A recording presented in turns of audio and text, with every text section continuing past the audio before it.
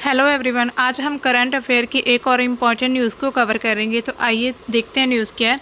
Israel की जिद से गाज़ा बना मौत का शिविर। 5 लाख फिलिस्तीनी नागरिक भूखमरी के विनाशकारी कगार पर पहुंचे हैं। गाज़ा में लोग अकाल जैसे हालात में रहने को मजबूर हैं। तो आपको पता ही होगा, इजराइल और गाज़ा के बीच जो युद्ध चल रहा है, सिविलियन वॉर चली थी, जो भी हो रहा था, तो उसको लेकर वहाँ अब गाज़ा में इतने हालात ख़राब हो चुके हैं कि वहाँ पर विनाशकारी भूखमरी हो गई है। मतलब अकाल जैसी सिचुएशन बन चुकी है वहाँ पर, और लोग मजबूर हैं वहाँ पर रहने के लिए। इजराइल का गाज़ा में कोई भूख नहीं वाला कथन स्पष्ट सबूतों के विपरीत है। मतलब इजराइल ने कहा था कि गाज़ा में कोई भूख नहीं है ना, वो एक कथन दिया था उन्होंने, और बिल्कुल जो मतलब उन्होंने कहा था उसके बिल्कुल विपरीत स्थिति बन चुकी है अभी। कुपोषित बच्चों की तस्वीरों और गंभीर अकाल की चेतावनियों के बीच इजराइल की नाकेबंदी को उचित ठहराना कठिन है। मतलब कि इजराइल ने वहाँ पर नाकाबंदी कर दी है कि वहाँ पर ना तो कोई उनके पास कोई सर्विस जाएगी, ना ही उनको कोई हेल्प पहुँचाई जाएगी, ना ही वहाँ से कोई जाएगा, ना वहाँ कोई आएगा। तो ऐसे में लोग काफ़ी मजबूर हो चुके हैं वहाँ पर रहने के लिए। बहुत ही बुरी स्थिति बन चुकी है वहाँ के लोगों की। तो गाज़ा की स्थिति क्या है अभी फ़िलहाल? गाज़ा में बीते 19 महीनों से जारी जंग के बीच 5 लाख लोगों पर भूखमरी का संकट पैदा हो गया। इजराइल ने मार्च 2025 में गाज़ा के अंदर फूड और फ्यूल सप्लाई रोकने का फैसला किया था। तो इजराइल जो है वहाँ पर उन्होंने नाकाबंदी कर दी थी।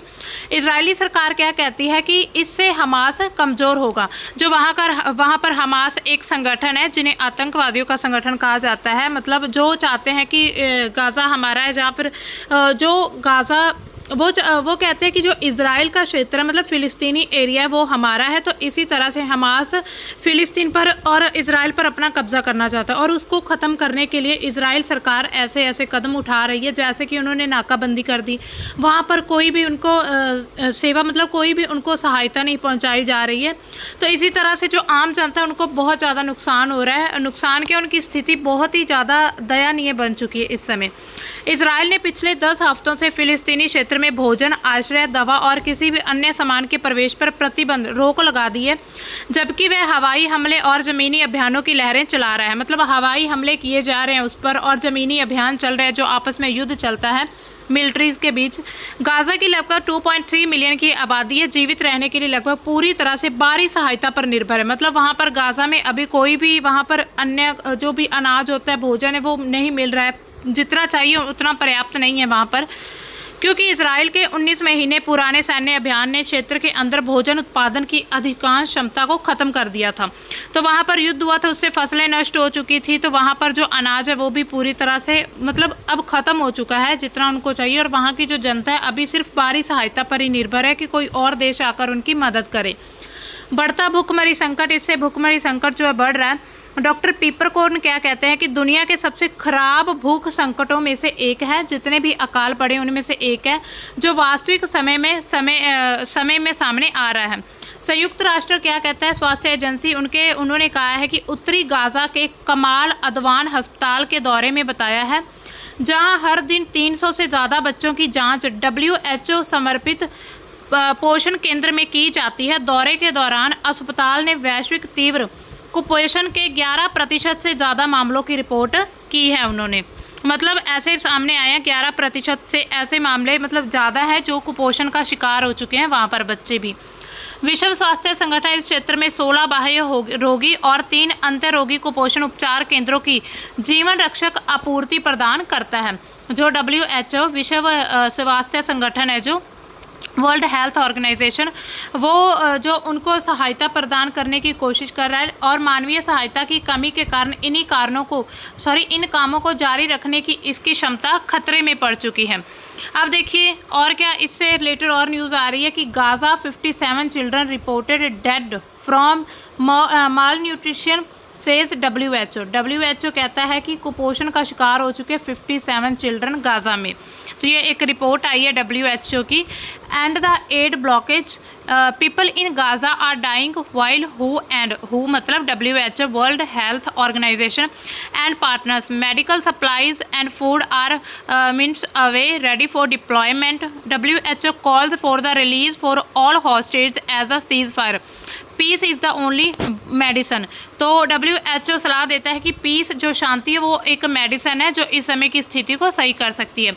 तो people in Gaza are starving, मतलब भूखमरी हो चुकी है, वहाँ पर बहुत भूखे हैं। Sick and dying as aid blockage continues, वहाँ पर जो ब्लॉकेज किया जा रहा है वो अभी की भी कंटिन्यू रखा जा रहा है। गाज़ा से महज जो 40 किलोमीटर की दूरी पर अनाज का एक स्टॉक है। गाज़ा के लिए यूएनए ने वर्ल्ड फूड प्रोग्राम के तहत डायरेक्टर जो वहाँ के एंटोनी रेनार्डे के मुताबिक इस इलाके की आबादी को खिलाने के लिए ज़रूरी भोजन इजराइल, मिस्र और जॉर्डन के गोदामों में पड़े हैं, जो कि भोजन इनके लिए ज़रूरी है।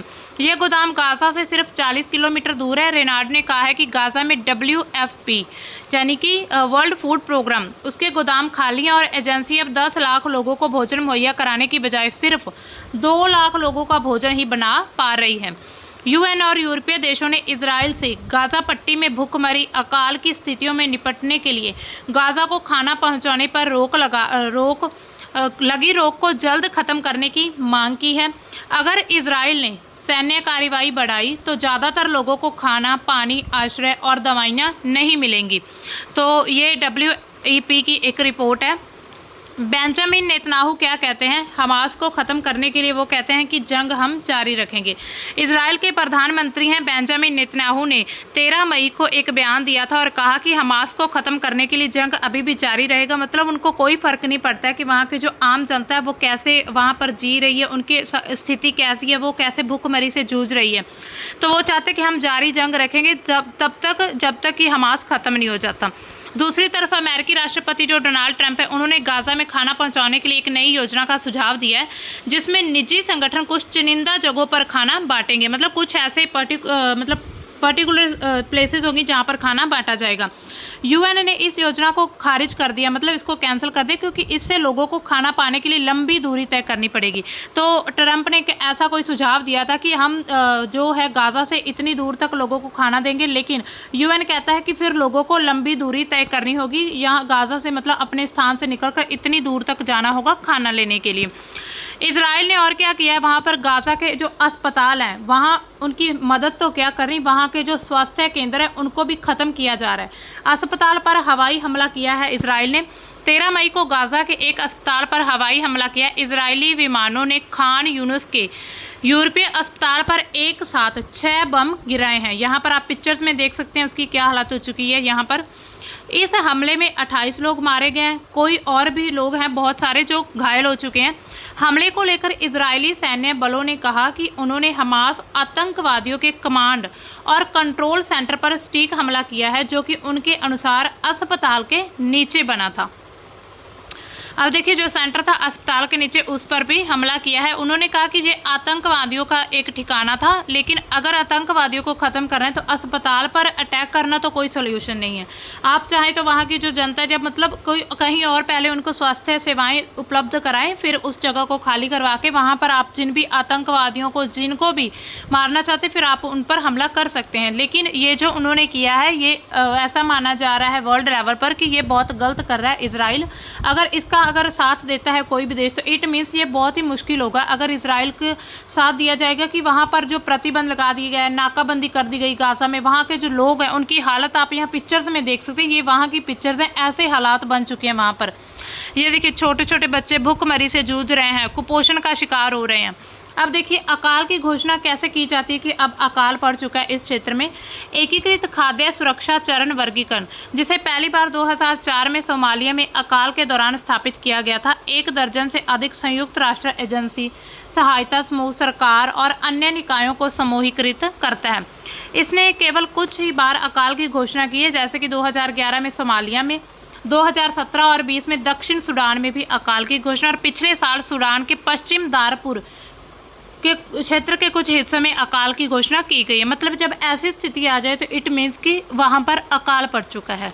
यह उस क्षेत्र को अकालग्रस्त क्षेत्र के रूप में तब श्रेणीबद्ध करता है जब कम से कम 3 में से 2 चीज़ें घटित होती हैं। 20% परिवारों में भोजन की अत्यधिक कमी होती है, मतलब 20% ऐसी फैमिलीज होती हैं जहाँ पर भोजन जिनको नहीं मिल रहा हो, या वे अनिवार्य रूप से भूख से मर रहे होते हैं, जहाँ पर भूखमरी होती है। 6 महीने से 5 वर्ष या 5 वर्ष की आयु से कम 30% बच्चे कुपोषण या दुर्बलता से शिकार मतलब पीड़ित होते हैं, तो ऐसे समय अकाल की घोषणा की जाती है, जिसका अर्थ है कि अपनी लंबाई के अनुपात में बहुत पतले होते हैं और प्रति 10,000 में से कम 2 व्यक्ति या 5 वर्ष में से कम आयु के 4 बच्चे प्रतिदिन भूख से या कुपोषण या बीमारी के प्रभाव से मर रहे होते हैं। तो ऐसी स्थिति में अकाल की घोषणा की जाती है। अब देखिए गाज़ा में क्या हो चुका है, विनाशकारी भूखमरी फैल चुकी है। जो वहाँ पर सर्वे किया गया है, मूल्यांकन जब इवैल्यूएशन किया गया तो गाज़ा में पहली सीमा पूरी हो गई है, जिसमें ऐसा कहा गया था कि 477,000 लोग या जनसंख्या का 22% 11 मई से सितंबर तक की अवधि के लिए भयावह भूख की श्रेणी में वर्गीकृत है, जो कि उच्चतम स्तर है। इसमें कहा गया कि 10 लाख से अधिक लोग भूख के कारण आपातकालीन सत्र पर हैं, जो दूसरा सबसे उच्चतम सत्र है, जिसका अर्थ है कि उनके पास भोजन में बहुत अधिक अंतराल है और उच्च तीव्र कुपोषण भी है। अन्य सीमाएं पूरी नहीं हुई हैं। डेटा अप्रैल से 6 मई तक एकत्र किया गया है और खाद्य सुरक्षा विशेषज्ञों का कहना है कि लोगों को भूख से मरने में भी समय लगता है। अब देखिए वहाँ पर भूखमरी की स्थिति क्या है, बहुत ही गंभीर है, भयावह मतलब बहुत खतरनाक स्थिति है वहाँ पर इस समय। इजराइल और हमास के बीच 7 अक्टूबर 2023 को शुरू होता है युद्ध। उसके बाद गाज़ा में मानवीय संकट चरम पर पहुंच जाता है। पहले भी हालांकि छोटे छोटे युद्ध हो रहे थे, लेकिन इतने बड़े लेवल पर जो युद्ध हुआ है 7 अक्टूबर 2023 को शुरू हुआ है। संयुक्त राष्ट्र और अन्य सहायता संगठनों की हालिया रिपोर्ट्स के अनुसार बताया जा रहा है कि खाद्य असुरक्षा का सत्र कैसा है। गाज़ा की पूरी आबादी लगभग 23 लाख लोग गंभीर खाद्य असुरक्षा से जूझ रही है। एकीकृत खाद्य सुरक्षा चरण वर्गीकरण के अनुसार आईपीसी के अनुसार लगभग 4.7 लाख लोग विनाशकारी सत्र पर भूख का सामना कर रहे हैं, जो कि अकाल की स्थिति को दर्शाता है। कुपोषण में मौतें हो रही हैं। 2023 से अब तक कम से कम 57 फिलिस्तीनी, जिनमें ज़्यादातर बच्चे हैं, कुपोषण डिहाइड्रेशन के कारण मर चुके हैं। गाज़ा के स्वास्थ्य अधिकारियों के अनुसार, वहाँ के जो स्वास्थ्य अधिकारी उनके अनुसार कुपोषण के साथ गंभीर स्वास्थ्य समस्याएं भी से भी इन मौतों को और बढ़ाया गया। मानवीय सहायता पर रोक लगाई गई है, जैसे कि इजराइल ने पिछले 10 हफ्तों में गाज़ा में खाद्य सामग्री, दवाइयाँ, ईंधन, अन्य आवश्यक वस्तुओं की आपूर्ति पर प्रतिबंध लगा दिया है। इससे सहायता संगठनों के गोदाम खाली हो गए और सामुदायिक रसोई बंद हो रही है। भोजन की भयावह कमी हो चुकी है। लोग दिन में केवल एक बार भोजन कर पा रहे हैं और कई परिवार अपने बच्चों को रात में भोजन दे रहे हैं ताकि वे भूख से ना रोएं। तो अब देखिए वहाँ पर ऐसी स्थिति बन चुकी है कि पूरे दिन में सिर्फ एक बार भोजन, और वो भी बच्चों को रात में, ताकि भूख के कारण वो बच्चे रात में ना रोएं। और पता ही है फिर बच्चों को अगर खाना प्रॉपर ना मिले तो क्या होता है, कुपोषण का शिकार हो जाते हैं। 25 किलो आटे का एक बोरा 1300 शेकेल लगभग $360 में बिक रहा है। मतलब इतनी महंगाई बढ़ चुकी है और आम लोगों की पहुंच से बाहर हैं ये सब चीज़ें। अब देखिए गाज़ा के लोगों के सामने चुनौतियां क्या क्या हैं। इजरायली नाकाबंदी की गई है जो, और सैन्य अभियान चल रहे हैं। गाज़ा पर इजराइल की पूर्ण नाकाबंदी ने मतलब पूरी तरह से नाकाबंद कर दिया गया इस क्षेत्र को। सामानों की आवाजाही को रोक दिया, जिससे ओपन एयर जेल कहा जा सकता है। मतलब पूरा जो एक खुली जेल होती है वैसी एक चीज़ बन चुकी है वहाँ पर। लगातार हवाई हमले और ज़मीनी अभियान ने बुनियादी ढांचे को नष्ट कर दिया, जिसमें अस्पताल, स्कूल, खाद्य उत्पादन इकाइयाँ शामिल हैं। हाल के हमलों में गाज़ा के अंतिम सक्रिय अस्पताल पर भी हमला हुआ है, जिससे स्वास्थ्य सेवाएं पूरी तरह से चरमरा गई हैं। विस्थापन और बुनियादी ढांचे का पतन हो रहा है। लाखों लोग विस्थापित हो रहे हैं, मतलब अपने जो क्षेत्र को छोड़कर किसी और देश में जा रहे हैं। अस्थायी शिविरों का क्षतिग्रस्त इमारतों में रह रहे हैं। सीवेज सिस्टम में ओवरफ्लो हो रहा है। बाज़ारों के खाली होने रहने की स्थिति अमानवीय हो गई है। स्वच्छ पानी नहीं है, बिजली की कमी हो रही है, डिहाइड्रेशन और बीमारियों को बढ़ावा मिल रहा है वहाँ पर। स्वास्थ्य संकट क्या है, ये बहुत सारी चुनौतियाँ हैं गाज़ा के लोगों के सामने। कुपोषण के साथ गंभीर बीमारियों का इलाज ना हो पाने के कारण बच्चों में और बुजुर्गों की मृत्यु हो रही है। अस्पतालों में दवाई उपकरणों की कमी है। कई स्वास्थ्य केंद्र युद्ध में नष्ट हो चुके हैं। आर्थिक संकट भी बढ़ रहे से गाज़ा की अर्थव्यवस्था पूरी तरह से ठप हो चुकी है। युद्ध और नाकाबंदी ने स्थानीय खाद्य उत्पादन व्यापार को नष्ट कर दिया है। लोग आवश्यक मतलब जरूरी वस्तुओं को खरीदने में असमर्थ हैं, क्योंकि कीमतें आसमान छू रही हैं। आय के स्रोत उसके खत्म हो चुके हैं पूरी तरह से। सहायता वितरण में बाधाएं क्या हैं। संयुक्त राष्ट्र की एजेंसी है UNRWA के पास 3000 ट्रक सहायता सामग्री तैयार है, लेकिन सीमा के पार खोलने की अनुमति नहीं मिल रही है। युद्ध के कारण सड़कें क्षतिग्रस्त हैं। सहायता ट्रकों को निशाना बताया जा रहा है। मतलब जो सहायता के लिए ट्रक भेजे जा रहे हैं उनको निशाना बनाकर उन पर हमले किए जा रहे हैं। मनोवैज्ञानिक प्रभाव पड़ता है इससे। निरंतर बमबारी और ये भूखमरी प्रियजनों की हानि ने गाजा के लोगों में, खासकर बच्चों में, गंभीर मानसिक तनाव पैदा किया। माता पिता अपने बच्चों को भूख से तड़पते देखकर असहाय महसूस कर रहे हैं। मतलब हेल्पलेस होते हैं ना, कि एक मतलब हम चाहते हुए भी मदद नहीं कर सकते। तो वहाँ पर जो पेरेंट्स हैं उनकी हालत, उनकी सिचुएशन ऐसी बन चुकी है। अब आप खुद सोच कर देखिए, जब किसी पेरेंट्स की या किसी भी व्यक्ति की ऐसी सिचुएशन हो जाती है तो उस समय क्या सही लगता है। फिर उस समय ऐसे लगता है कि बस अब मतलब इस दुनिया से चले जाना ही सही है। तो अब देखिए वहाँ पर लोग फिर भी सर्वाइव, बहुत डिफ़िकल्ट, मतलब बहुत ही हद से ज़्यादा मुश्किलों का सामना कर रहे हैं वो। अंतर्राष्ट्रीय उदासीनता है। कई सहायता संगठन, गाज़ा के लोगों का मानना है कि अंतर्राष्ट्रीय समुदाय उनकी स्थिति को अनदेखी कर रहा है। मतलब गाज़ा के लोग मानते हैं कि जो अंतर्राष्ट्रीय संगठन होते हैं, यूनाइटेड नेशंस, वो भी उनकी मदद नहीं कर रहे हैं। उनकी जो भी सिचुएशन, उनको अनदेखा किया जा रहा है।